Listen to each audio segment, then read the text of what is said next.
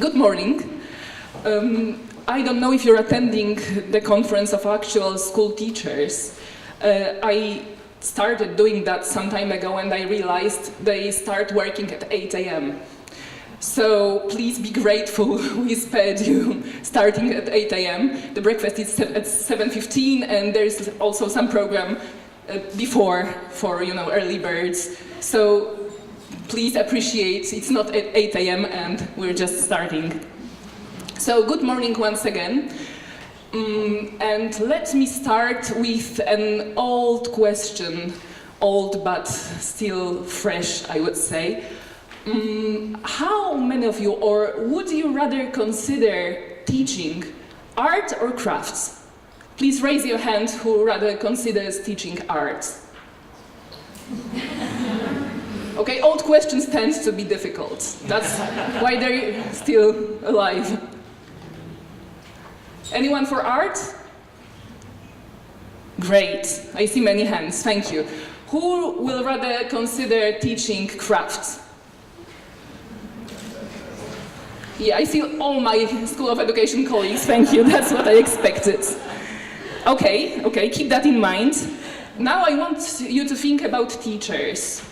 It will be a bit different than, the already old slogan of guide on site and sage on stage. Would you rather be considered being teachers, professionals or masters? Who goes for master, for a master? Like master-student relationship. Anyone? I see one hand. Oh, I see two hands. I see three hands.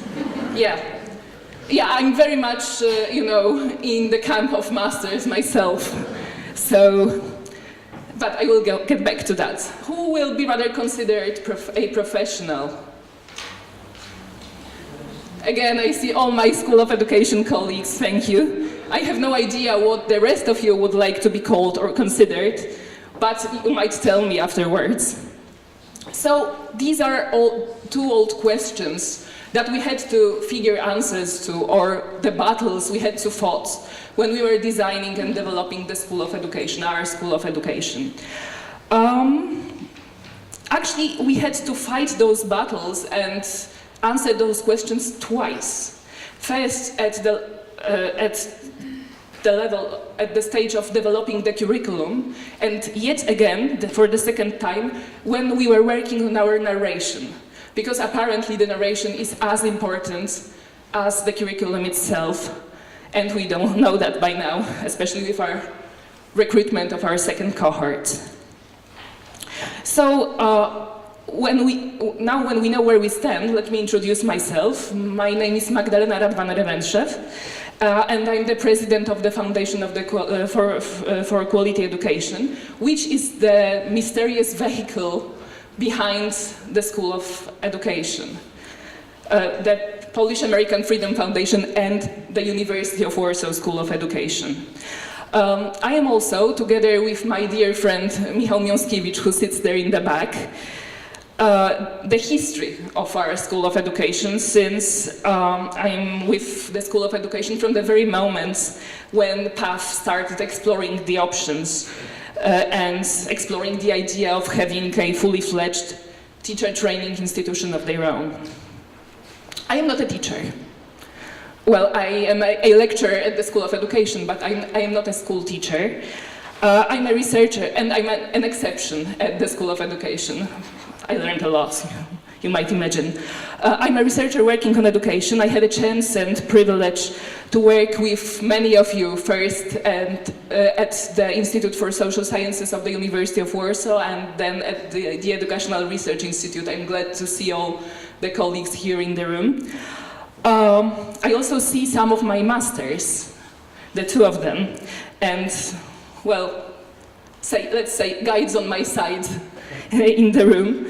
This makes me very happy, but also this makes me painfully self-conscious. I'm also very happy to see some old and some new friends from Bloomington. I appreciate you left your town in full bloom and flew all the way to Poland.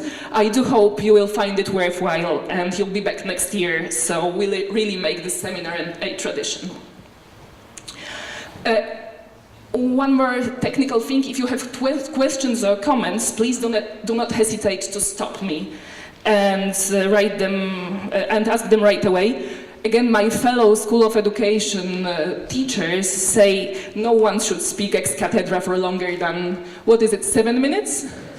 Yeah. So please do not let me. Okay, so back to professionalism.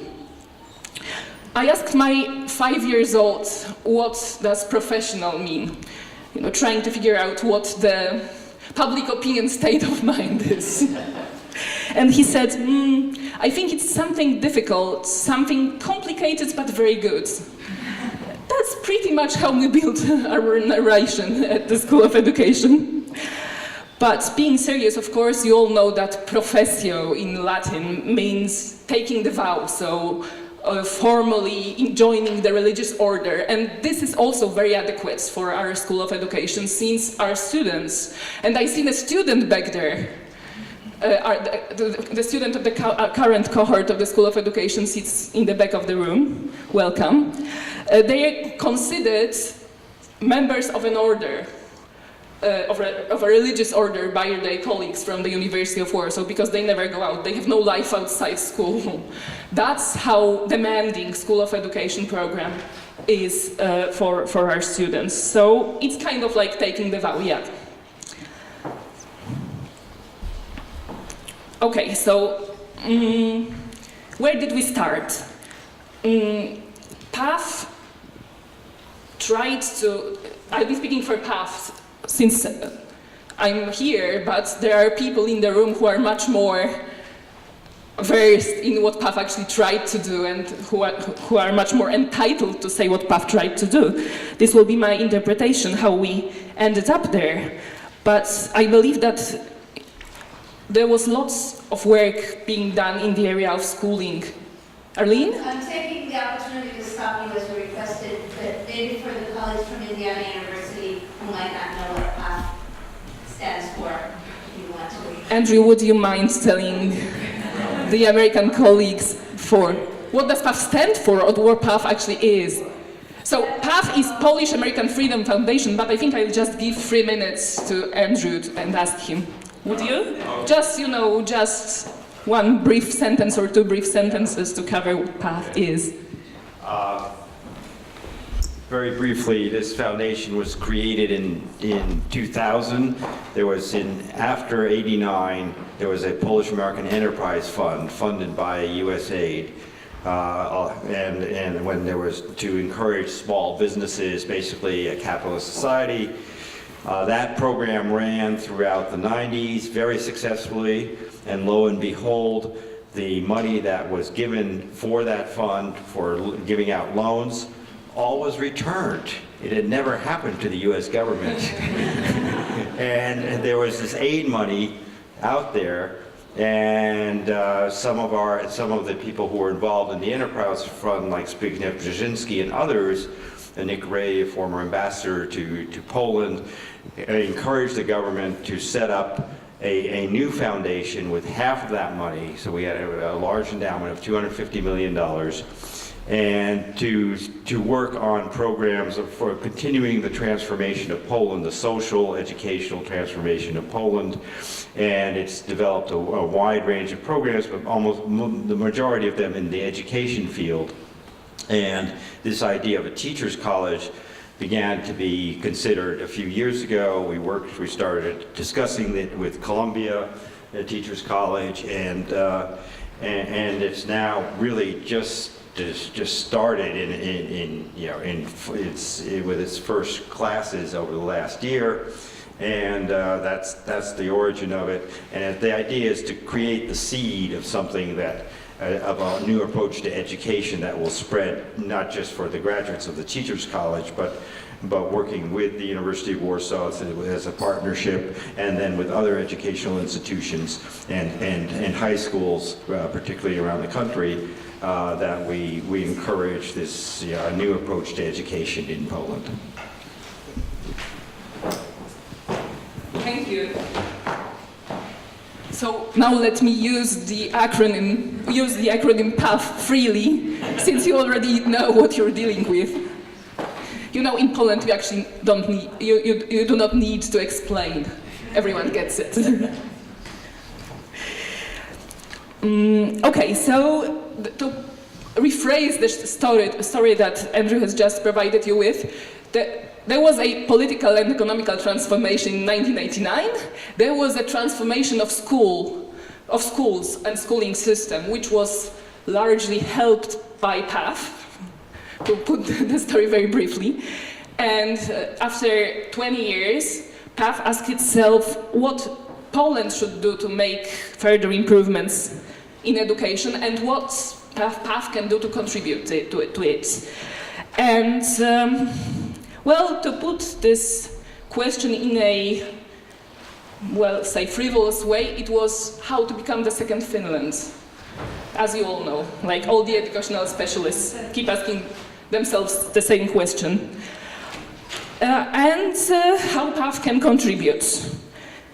And here came the 2010 McKinsey report. Let me do the side note that I'll be using McKinsey report, not because I think it's great, and of course I'm aware that it's highly contested and for good reasons, both political, since it has a clear neoliberal stance coming from the very heart of the corporate world, and methodological reasons.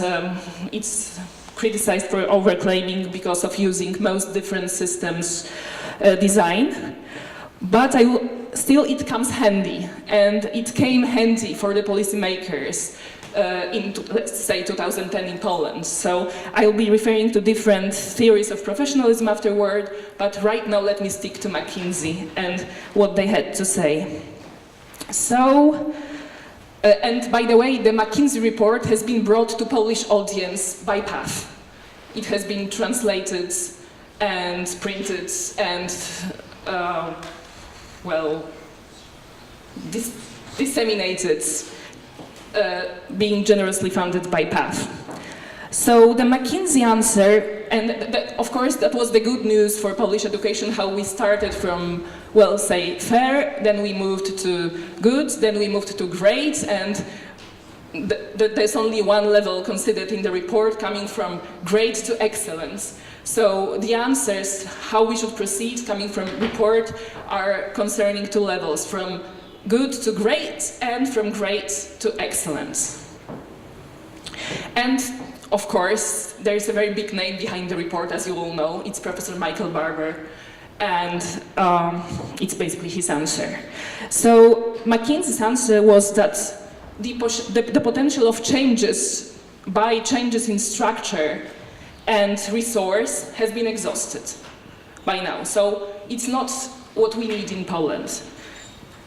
Of course, it all sounds a bit ironically, given that we're taking our time right now to reverse the changes in structure, and the question of resource remains open, but that was, again, McKinsey 2010. So those two shifts, from good to great and from great to excellence, need similar things, but the upper level needs the upper level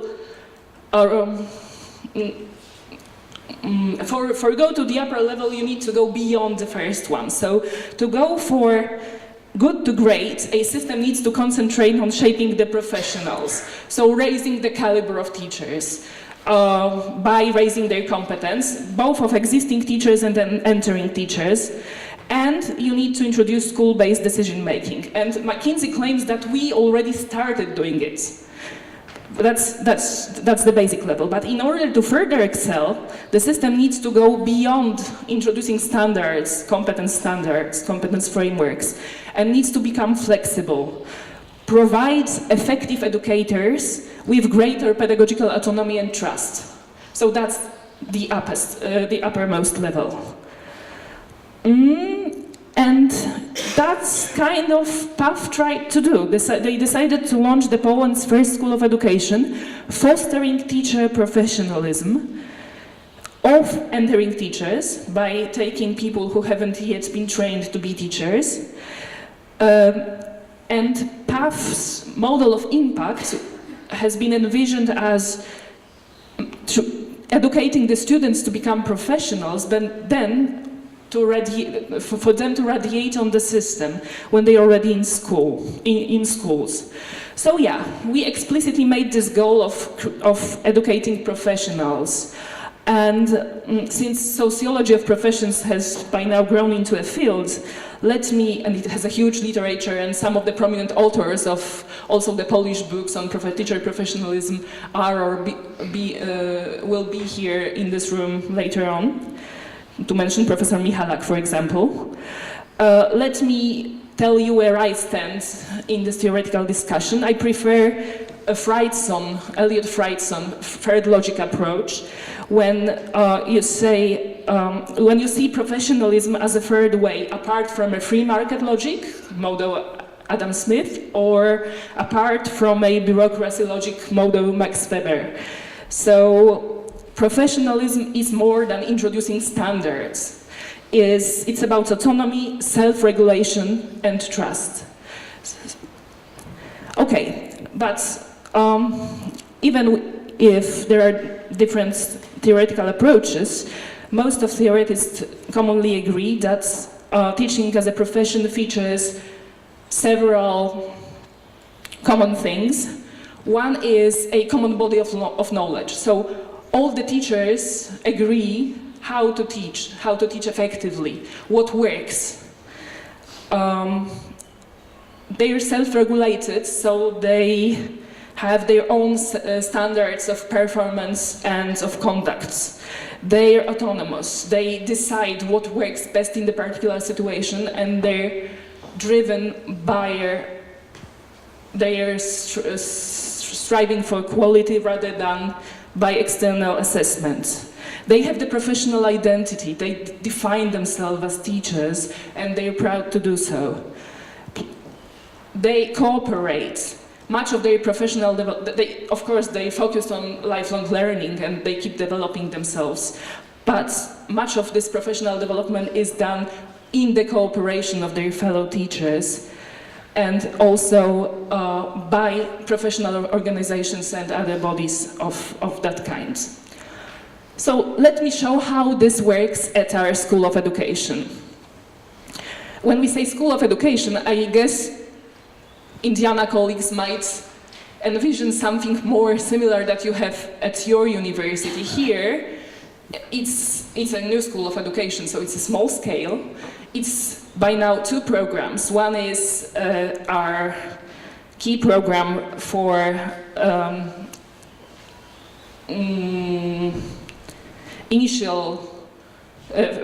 within initial teacher training, and this is a teacher residency program. It's 1 year, 3 semesters, 1,200 hours, over 400 hours of school experience, 60 credits, 60, ECTS, I mean, if you're familiar with European credit transfer points. And a typical week of 4 mornings at cooperating school with tasks at hand from every single course, and 4 afternoons of coursework. Friday, the students come to the School of Education and they only have integrative, well, only is an understatement. They have 3 hours of integrative seminar and more coursework. So it's pretty intensive comparing to other programs, especially intensive when you compare it to postgraduate programs, which usually are run on weekends in Poland. So our students are really fighters. And I refer to Magda sitting back in the room. We do appreciate what you do, guys. So how do we foster professionalism? First of all, most of School of Education faculty, with the small exception of me actually, has substantial experience as K-12 teachers. And it was a tricky thing. We were, as Andrew described, we were coached and taught and advised by the colleagues from the Columbia University Teachers College, and they told us it will be one of the great challenges to build bridges between people coming from, they all have some sort of teaching experience, but it will be difficult to build bridges between people from academia and from school. And yes, it's difficult, but the accents are in, well, the stress is in different places than we expected, because the school identity seems to be stronger in our School of Education. So we keep building those bridges, but the starting point is at the other side of the river. We refer to a research-based body of knowledge. We try to refer to new evidence. We are trying to be at the first front of what's going on in the educational research all over the world. We started to concentrate on high-impact practices, so on what has been proven to work in teaching. We are in progress of modifying that, since apparently it's very hard to actually go from research evidence to practical, to crafts in the didactics program, but we are striving to do that. We form our students to exercise autonomy and professional development and self-assessment by using two main tools that I would like to concentrate on here. One is the tutorial system, and the other is our own competence framework. So let me tell you how it is done, and let me point out to actually three important people in the room. One is Magda Swat-Pawlicka, who will be speaking to you tomorrow. The other is Kinga Białek, who will also be speaking to you tomorrow. And the third is Iwona Kołodziejek, who sits there in the back, because they're actually the tutors. They're doing the work. And they are also the creators of our competence framework, and the main actors and the minds behind our tutorial system. So you would definitely need to talk to them to understand what it really is. Just let me tell you briefly that it's a professional tutorial. It's like a supervision in your School of Education, but it takes more time. So we really devote lots of time to every single student. And the tool that we're using for their self-development is the competence framework, which is 4 areas divided into competences. Then there are indexes for every single competence, and there are level of performance. So what the student does is they pick the area and the competence that they want to work on with their tutor, and then they try to diagnose themselves on which step they are at the starting point, and then they are going to the upper steps at their own pace with their tutor, which also, it's not only about the way they're going at the School of Education. The idea is to let them learn to use the tool for further self-assessment and further self-development. So we really make them lifelong learning professionals afterwards. I won't be covering the competence framework in detail. It's on our website. You might get the paper copy if you want. We might bring a handful of them tomorrow, just to give you the taste of it. But let me show you an example. There are 4 areas. One is knowledge about the discipline and teaching thereof. The second one is planning the didactic process. The third one is managing the didactic process. And the fourth is establishing a learning environment. So let me show you the example of the competence of quality of planned assignments. We know that's one of the high impact practices. We know good assignments are good. And this competence is described as assignments are adequate for the teaching objectives and involve students in higher order cognitive activities. The example indices are, for most of the lesson, students are focused on subject-related work. Students are able to identify how the performed actions contribute to the achievement of objectives. Teachers plan Teacher plans higher taxonomy assignments. Teacher plans assignments, questions, where many answers are possible. And the assignments are arranged in a logical series. And you can move from, well, the assessment sheet has no data, so we actually can't tell where you are at this particular competence. And then from steps 1 to 4. That's how this tool looks like. And, okay, so this was working with standards to create competence of self-assessment and lifelong learning, lifelong development for teachers.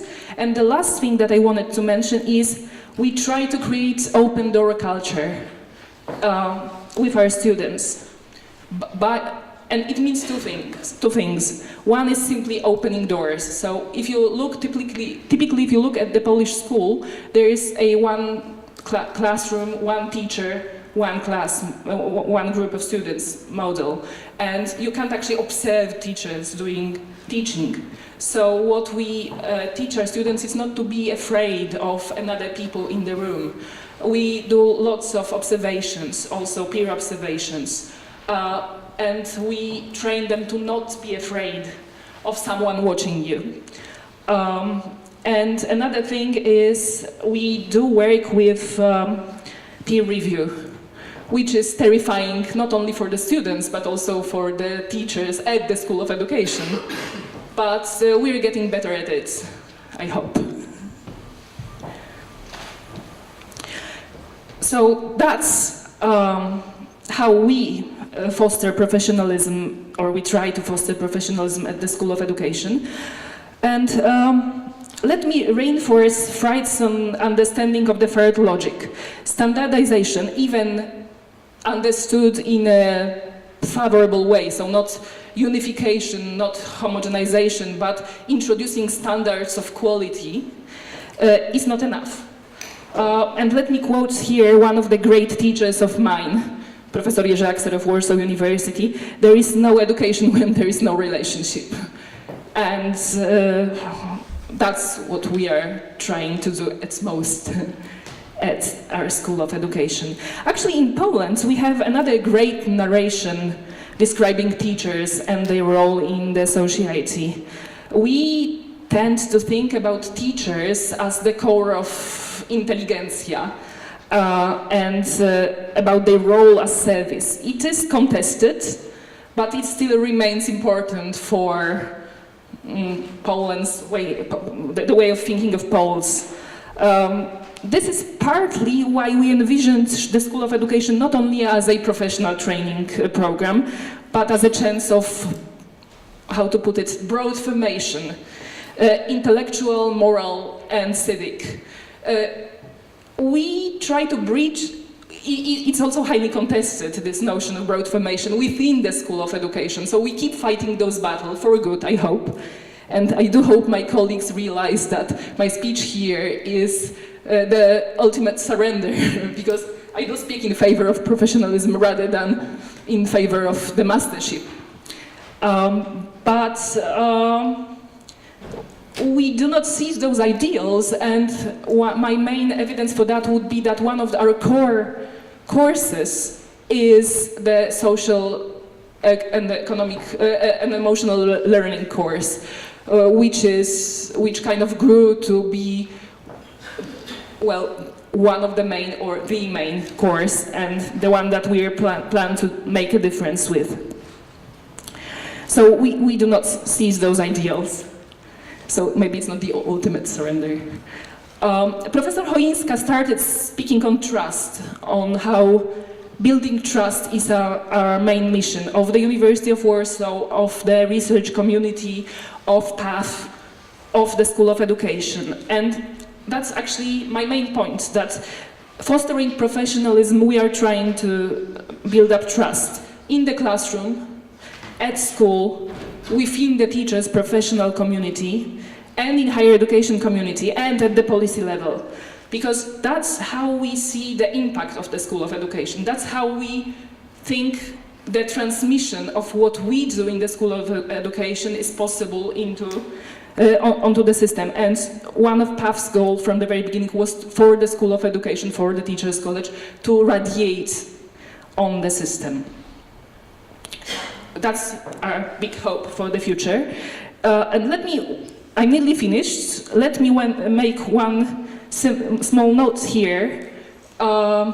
Professor Duszczyk, Rector Duszczyk has mentioned that the School of Education is the American model. I would rather say that it's the American-inspired model, because what PAF tried and allowed us to do was to build something that learns from the best, but allowed them to organically build something that responds to local needs, local traditions, and, well, local taste, not to mention the least important. That's what we tried to do. I do hope you will look further into the School of Education and will find it interesting. Thank you.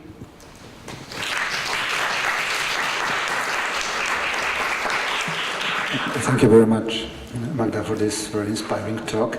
We still have some time, like 10 minutes maybe, for questions. But please, if you ask questions, use the microphone, because we are recording this, and if you don't use the microphone, nothing will be recorded.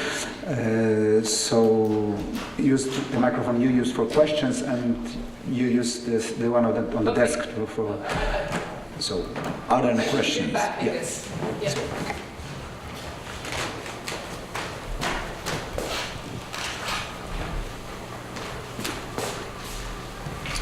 Thank you for that. I'm wondering if you can comment on, because I learned a little bit about this last time I was here, that it seems that there are changes afoot in our governments who have maybe different perspectives on education, or as governments come in and go out, those perspectives and the support for education will change over time. And I'm wondering what the conversations you've had with your colleagues and the thinking you've had about how to sort of be resilient to those changes and shifts in the policymakers in order to keep moving forward with what you think are best practices. Thank you. That's a very interesting question, because one of the points that Professor Douglas Macready made in the evaluation of our 2 years' work is that we tend to balance between the school we dream of and the school that there actually is in Poland. So here we already noticed that problem, and we are working. Can you hear me? Yes. Okay. We are trying to be as close to what really happens at schools as possible. So we are working with the new curriculum of Polish language arts and of maths, and we are tackling the problems that were noted with the pedagogy of the new curriculum. That's the most important thing. So we are trying to make teachers to escape the faults of the new curriculum. It's difficult, though. It's very demanding. You might talk to Magda or Kinga about it. Of course, there are also structural problems. Some of our schools are being transformed into third stage schools, so upper secondary. Some of our schools are being transformed into elementary schools. There's a lot of angst, anger, bad emotions about what's going on. We are trying not to concentrate too much on the frustration and on those fears. We are trying to give our students and our cooperating teachers at the schools as many tools as we can to do their work as good as they can. But of course, in the light of what I had just said about why we started our work, it all sounds ironic. But you guys know that part, right? Thank you. Another questions? Yeah, it was the lights going off. It was the allegory of education. It seems to run out of electricity for a while. Wait. The computer's working, but not the... Yeah. No politics, unfortunately.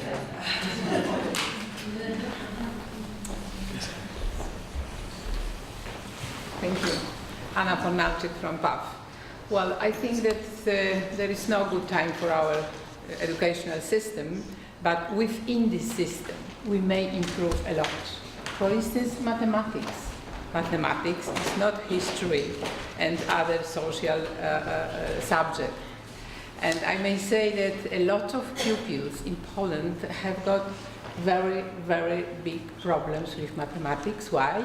Because the program is not good. But according to my 40 years academic career, I know that within the program we may shape some problems, some subjects, and my question is, we've heard a lot about professionalism, I agree, mastership and other, but nothing about creativity, about critical way of thinking, about debate in the school. This is very important.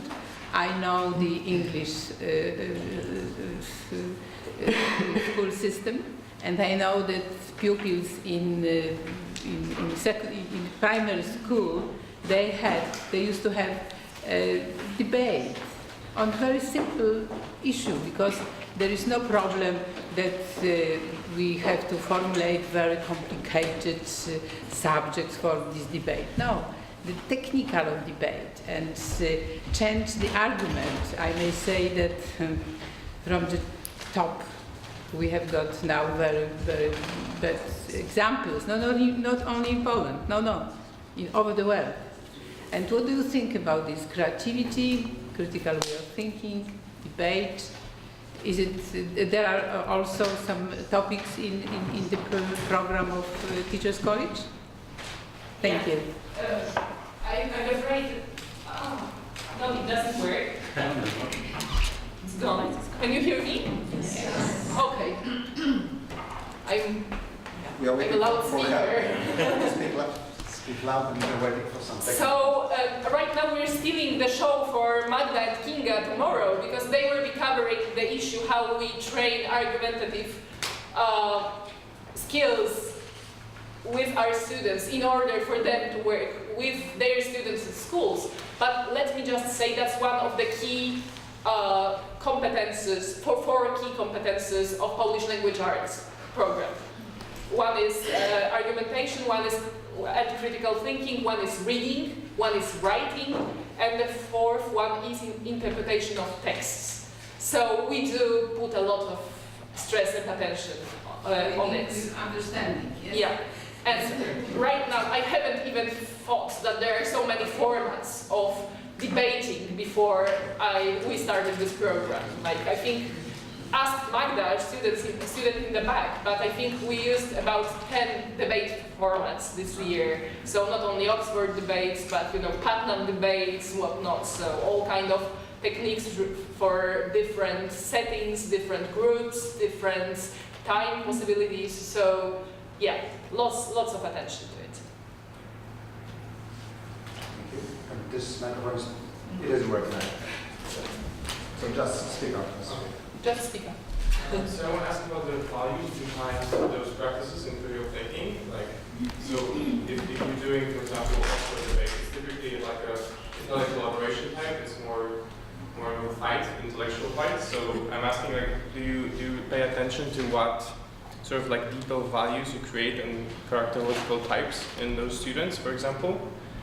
And also, what sort of things you do behind working with head. So if there's anything concerned more with our work with body or emotions and other parts of Okay, humans. so yes, we do both. Discussing our values is what takes most of our time at the School of Education. Because when you have the faculty of, let's say, 15 people, it's very hard to negotiate those values in depth. And that's what we're doing for the last 2 years, and we're still in progress there. But what we agree on is that we all see cooperation as an important part of what school needs to equip students with. but we are not afraid of more, or we are not afraid of formats, because we know we have the tool of well, doing evaluation afterwards and giving feedback and stuff like that. So we do different things and then we work on them with the students. That's how I see it. And the other part was the psychology. Yeah, psychology is an important strand at the School of Education. We have exquisite psychology people. We have Professor Eva Hamann, who oversees the whole strand of psychology. She's there in the back.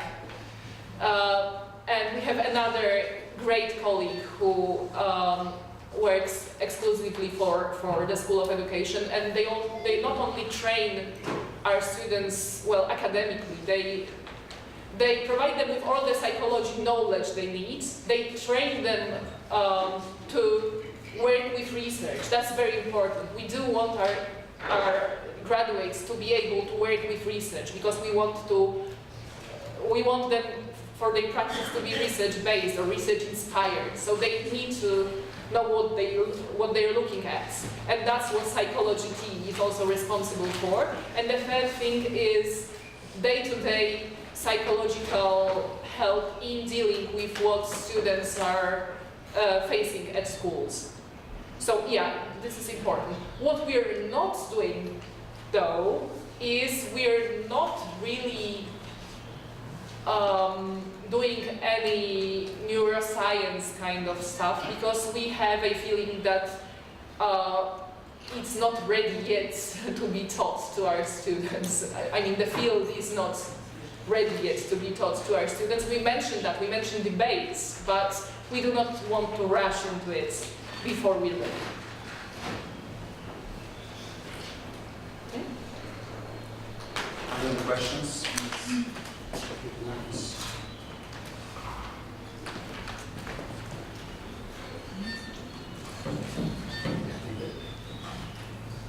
Yes. No, let's one more. Do you have any questions? I have another question. My question is about the size and number of teachers in the cohorts. How many teachers are we talking about? I'm not sure if you had a chance to mention. Yeah, okay, we're talking small numbers, not as many as we would envision to have in the future. So if you do have, for example, fresh graduates who would really dream on becoming teachers, or would you dream on becoming teachers, just send them to us. But again, comparing to the teacher residency program at the Columbia University, we have twice or 3 times the number, which is 27 this year, Kasia, correct me, 28 this year, and we had 12 graduates last year, and all the people were taken to schools right away, right from the class, from our classroom. But that's the only, that's our core program. But we also do lots of work with cooperating schools, and we do have the qualification, we have the brush up in service program for teachers, which is quite popular, and we have more people wanting to join that we can teach. Thank you very much. I think it's time now to end the questions. We are back with the presentation on the projector, which is a big success. In the 17th century, when the palace was built, they didn't know much about electricity. Probably, but I hope it's the last time. Okay, thank you very much, Magda, once again.